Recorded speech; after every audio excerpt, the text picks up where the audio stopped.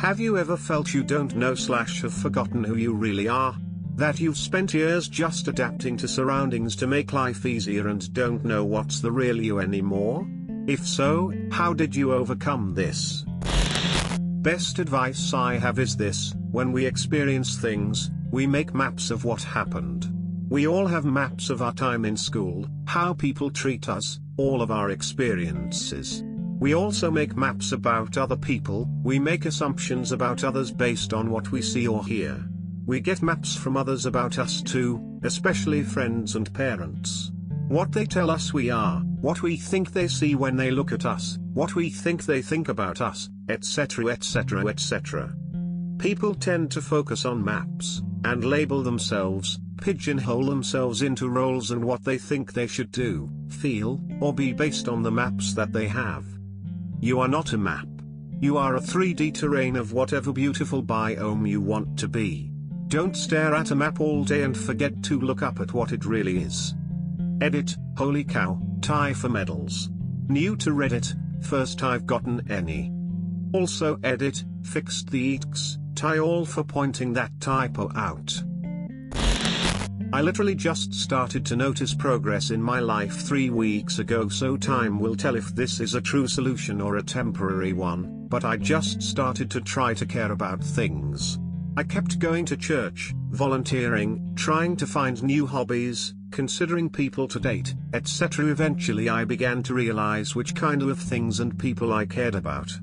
Within my friend group I started gradually lowering my filter and saying more of what I thought, gauging reactions, and then instead of changing my filter, I shifted who I would spend more time with.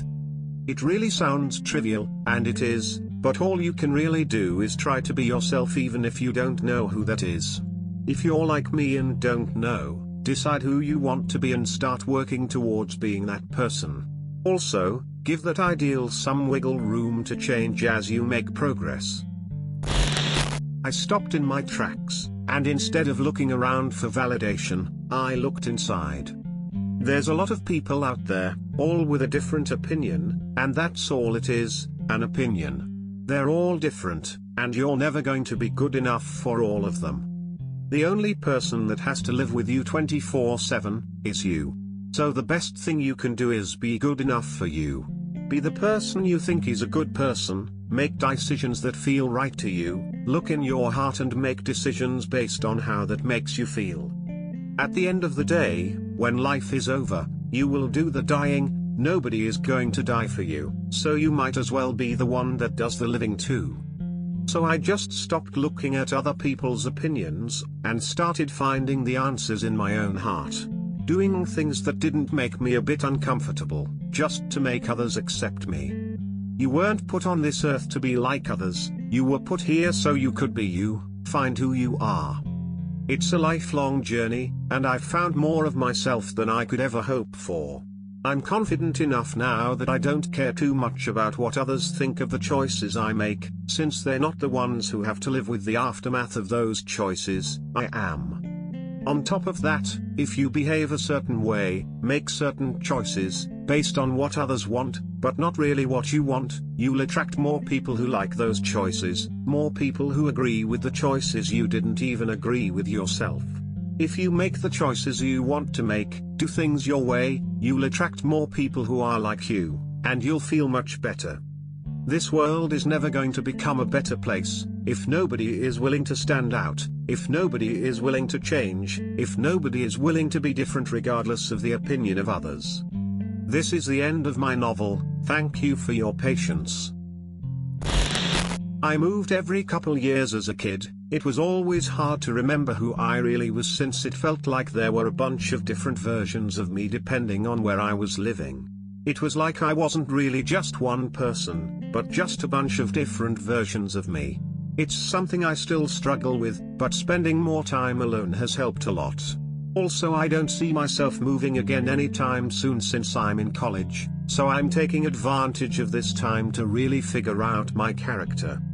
I didn't even realize how little I knew who I was until a friend asked about what my life was like before college, and I couldn't come up with just one answer.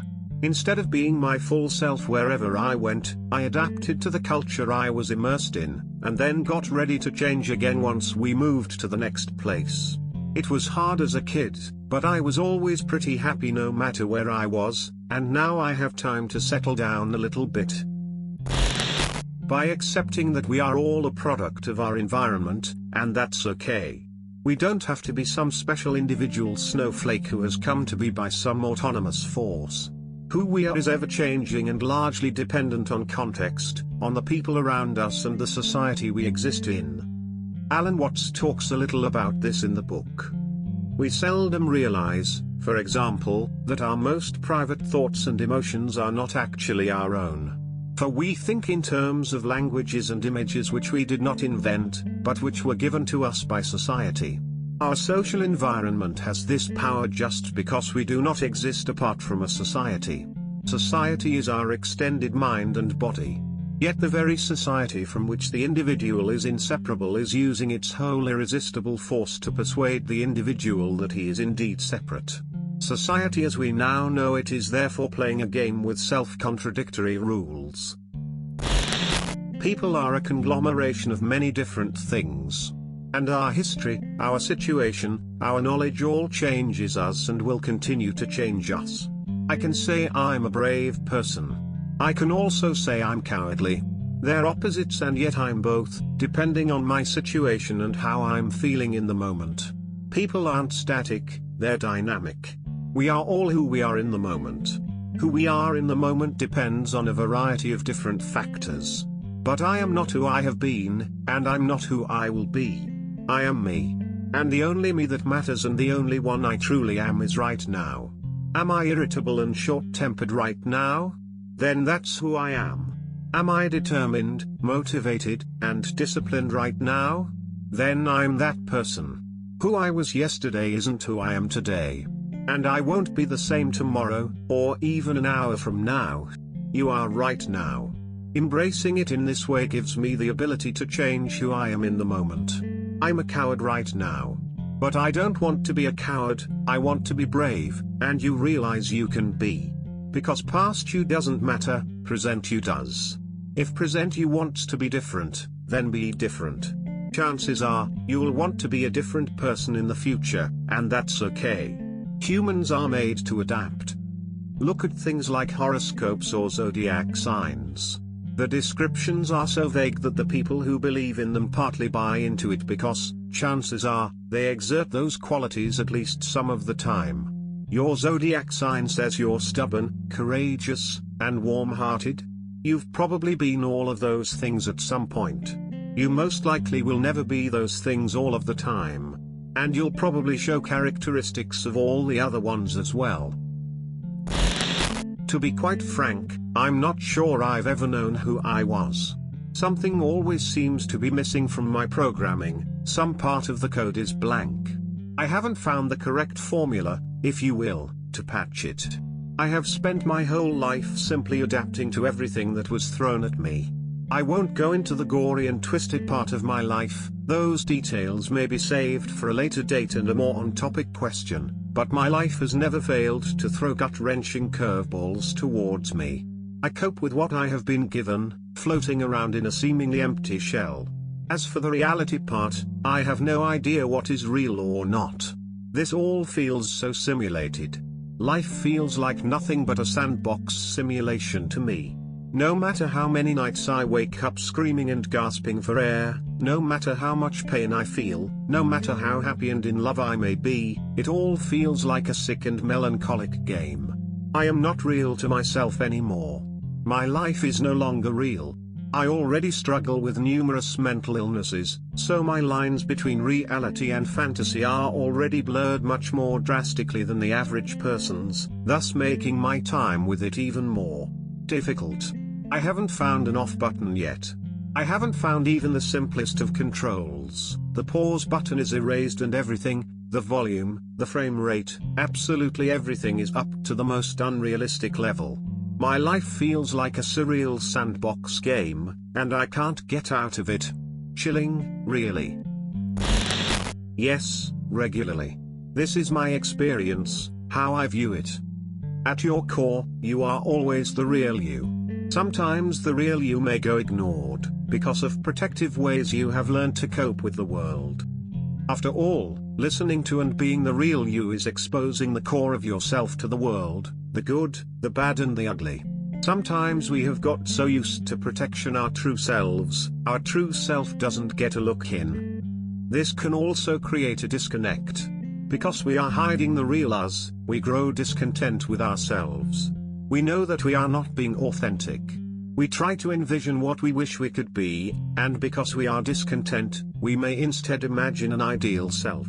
We view this ideal self as what we would be, if we just tried hard enough, if we didn't let petty things get in the way of being true to ourselves, but in reality, we are not the ideal self. And it's often the straining to reach the idea of some kind of ideal self that prevents the real you from being appreciated, listened to, validated, honored. We berate ourselves for not reaching that ideal. We dislike the real self because the real self is not the perfect ideal. To reach the real me, I have to let go of the ideal me. I've always found I have problems when I focus on trying to find the real me.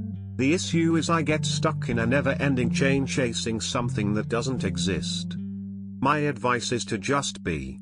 Think of yourself on a boat, sailing the seas and letting the waves take you wherever the current flows. I'd also suggest meditating on the Buddhist idea of anatta, which translates as no self. You are in constant change and have no permanent essence or being. If you cling to the idea that you do have a permanent self, this is when you experience tanha, craving, which then leads to suffering. It's a bit of a hard concept to get your head around, but I've found that just bearing this in mind helps me accept who I am. And hopefully it will for you too.